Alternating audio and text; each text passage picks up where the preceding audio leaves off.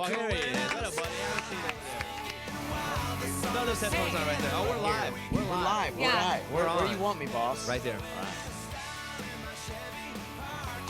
Look at this beard. Look at you. Thank you. All trimmed up. Well, I tried to look good today for you guys. I asked my wife. Oh gosh, we were before a show. I had my wife and my kids on the road with me, and I had the beard, and I was kind of debating whether I should shave it or not. So I looked at her and I said, "Babe, beard or no beard?" And she said, "Well, 49% of me loves the beard. 51% of me likes you clean shaved." And I was like, You're not really helping my decision making here. So I asked my daughter, Jolie Kate, and she's 9. And I was like, "Jolie, I need just a straightforward answer. Beard or no beard, and why?" And she took it so serious. She looked up at like the ceiling and she goes, "Okay, beard, more tough, more cowboy." And I said, "Okay, thank you, girl." Beard it is. Beard it is. Hey, we love it. We love the beard. Thank you. Yeah, thank you. I was looking at your Instagram. Speaking of your daughter, she gave you a coupon book for Father's Day. Yes. So tell me about that coupon book. It involves all things that are fun for her.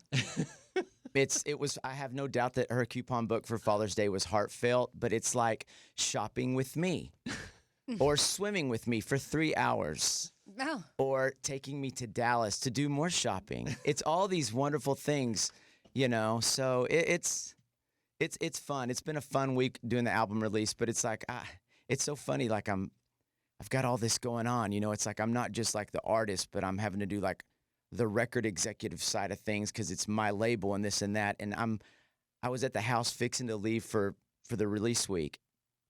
And my wife and Jolie came up to me and they're like, "Hey, well, they have you can buy puppies in Texas, right? You can. They're everywhere, even in our town." Right. But my wife and my daughter found a puppy that they wanted in Salt Lake City, Utah. But how do they find it? I have no idea. Oh.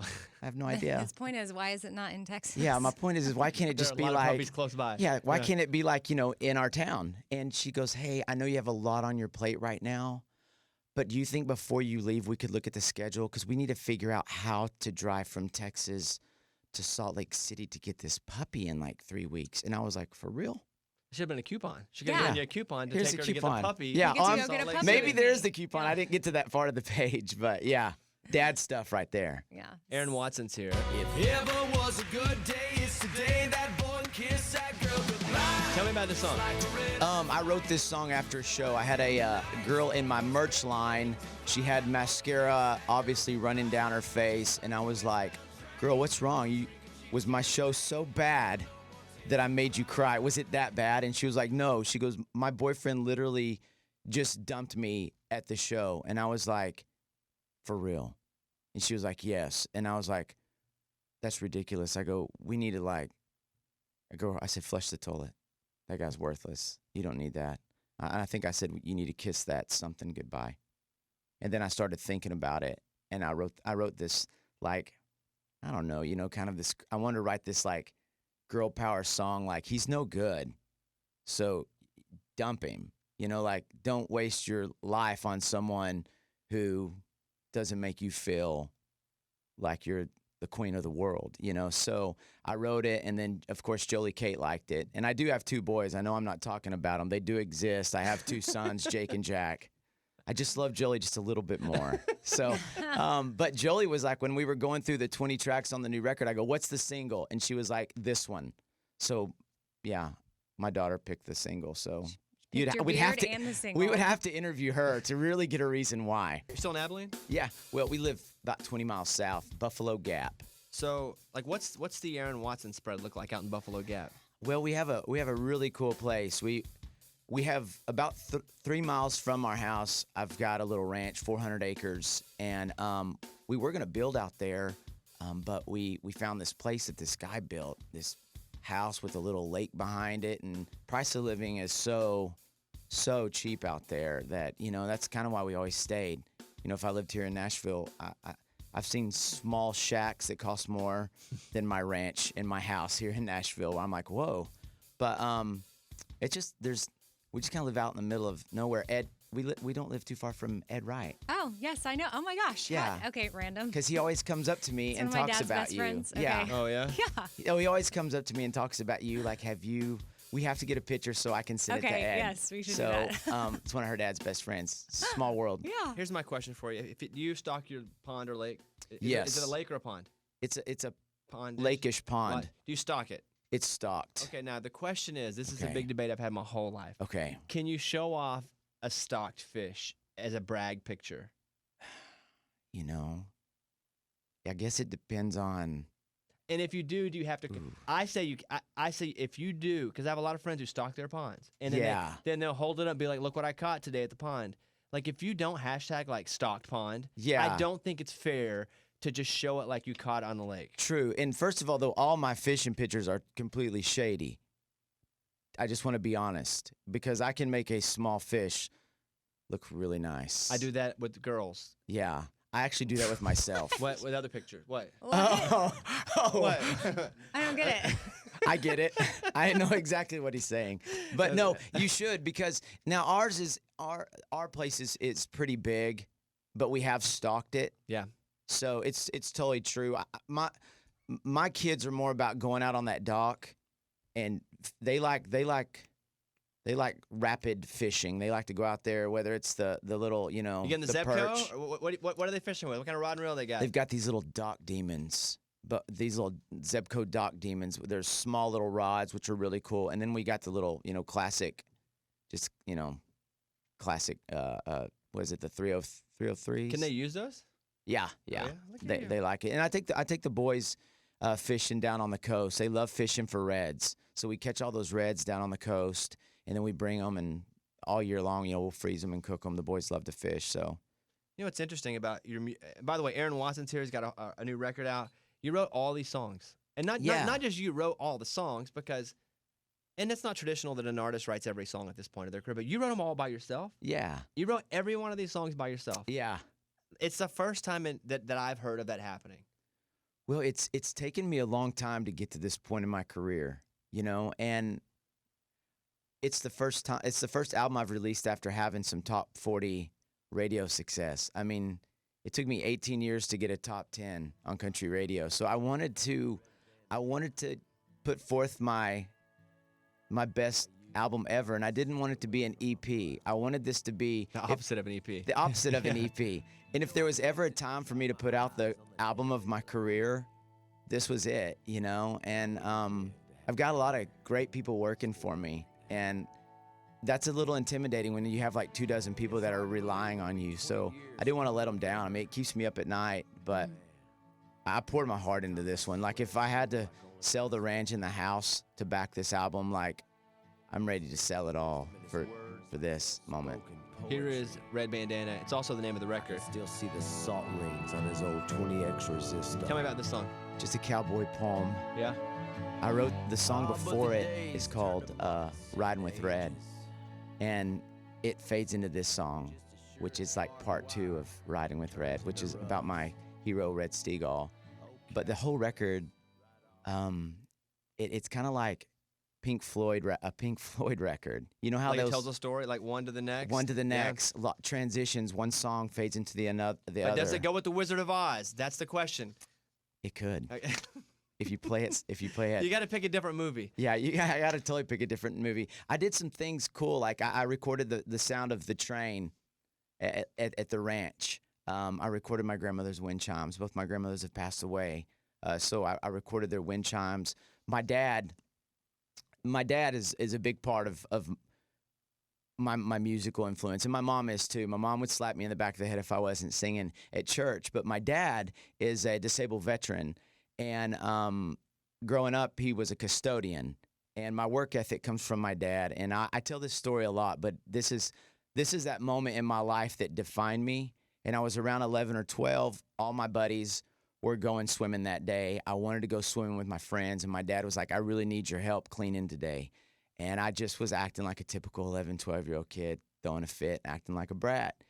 And we were at this church. We were cleaning toilets. I had on the big yellow rubber gloves, and we're scrubbing toilets. And I'm like, I hate this, Dad. All my buddies are swimming. all my buddies are this and having fun, and I'm cleaning toilets, and my dad was in the stall next to me, and Dad, he peeks his head around the stall, and he said, "Hey," and I looked at him. He goes, "Do you think when I was your age that I wanted to grow up to become a custodian?" And I didn't say anything. And he said, I got drafted and I went to the war. And he said, and I got injured. And he said, this is not how I thought life was going to be for me, but this is my life. And my dad said, and because of this job, I'm able to take care of you and your sister and your mother. And he said, so I'm going to show thanks and appreciation for this job that God's blessed me with. And you can bet that these are going to be the cleanest toilets in town. And I never complained ever again, because it made me realize, like, wow, it's not really about what you do. It's how do you do it. And I wrote a song for Mom and Dad on this record called Country Radio. And I got to sing it at the Opry to my mom. Oh, that's cool. That's cool. Which is really cool. But before the song starts, when my dad and I were cleaning, he had this little dolly with a trash can strapped to it with all the cleaning supplies. And then he had an old AM/FM radio wired to the handle. And we always listened to country radio on that old radio. So before their song, I found the old radio and I recorded just the AM fuzz of me changing the channel. And it was interesting. The first time I recorded it, I was surfing through the AM channels, getting that fuzz sound, and my mom was right there, and I was going slow, and all of a sudden I heard a voice, and it said, "Everything's changed." And I just stopped, and I was like, that's going to go on the record. So that's how I start off the record, is Dad's old radio that we used for years, cleaning. And so I poured I like literally, this album's all heart. And I've been very vulnerable with this record. I'm more nervous than I've ever been, and it's I don't know. There's some songs on here where it's like I aired some dirty laundry. Like if you read the lyrics, you're like, wow, this guy has some messed up moments in his life. This guy's not perfect, and I don't know. It's taken me this 20 years to get, I guess, the confidence to be like, okay. Here it is. Love it or leave it. You know what nerves mean? That it matters. Yeah. And that's all we're searching for, things that matter. Yeah. Our moments of things mattering. Oh, yeah. Our whole life is we're trying to find those spots where things matter. Does this matter? Does this matter? And when it does, it's actually worth something. Oh, yeah. That's where we get it. What you've done over the last several years is amazing. I've read some snippets of your books and just videos of you, and it's amazing, and that's inspirational, and I think that does a lot for a lot of us, just knowing like, hey, it's like, be the best that you can be, and use your platform to bless others. And one of the songs on the record is called "Trying Like the Devil," and I wrote that song after a boy from our community committed suicide. He was a week away from becoming an Eagle Scout. And just heartbreaking. And no one knew this kid was going through such pain. And his dad got on Facebook and he just said, I wish people would be more real on social media. I wish they wouldn't portray perfection. He said, I feel like these kids, they don't feel like they can live up to that. And that's the day I wrote the song, Trying Like the Devil. And where basically it's like, one of the lines in the second verse says, so beware of broken glass, should you stare into the window of my soul. And judge me not, I only bear it all, so you know that you are not alone. And I wrote this song for anybody who's feeling down in the dumps, so that they know that, like, hey, Aaron's like this too sometimes. I'm not alone in this. And I had a young man come to one of my shows in the last week, and he's a veteran, and he suffers from PTSD. And he and his wife were there with me. And he said, man, I struggle with suicidal tendencies. And he said, I listen to this song every morning, and it helps me get my mind right. And that's where I was like, man, that's kind of what I feel like my calling is just making music that has meaning and it's going to help people, So it's only taken me, 20 years, 16 albums, and like 3,000 shows to finally figure out what I'm supposed to be doing. But Only taking that long to be an overnight success. that's right. Yeah. I get called up and coming all the time, and I'm not really up and coming. I'm just like slow and steady. I'm finally kind of Yeah. showing up. Yeah, Yeah, no, I'm that's just- awesome, man. I'm just slow and steady. I love the fact that you wrote all the songs by yourself. That's really cool. The record is Red Bandana. We played "Kiss That Girl Goodbye" earlier. It's good to see you, man. Hey, thanks for having me. And the thing that's most important that everyone needs to know, all your listeners need to know, is that all the proceeds from this album, down to the very last penny, all the proceeds go directly into my wife's purse. I get paid nothing. So it's a worthy cause. She's a good for great you. girl. Good so for yeah. you. I'm amazing. I was like, oh wow, he's like Yeah, he's well, donating, and then I was like, okay, I get it. Yeah, you get it now. Hey, listen, Aaron does a lot. Aaron does a lot. Yeah. That's a funny joke though, because I was like, I didn't. I had you for I a started to minute. feel stupid because I kind of know everything about. And You're I was like, like, I didn't know this. I didn't know this talking There's point. a twist. There's a twist. There's definitely a twist. Good to see you, man. Thank you. Thank Yeah. y'all for having me. There he is. Aaron, Yeah. At Aaron Watson Music on Instagram. Follow him over there, and we'll be back in a second. Bobby Bones Show.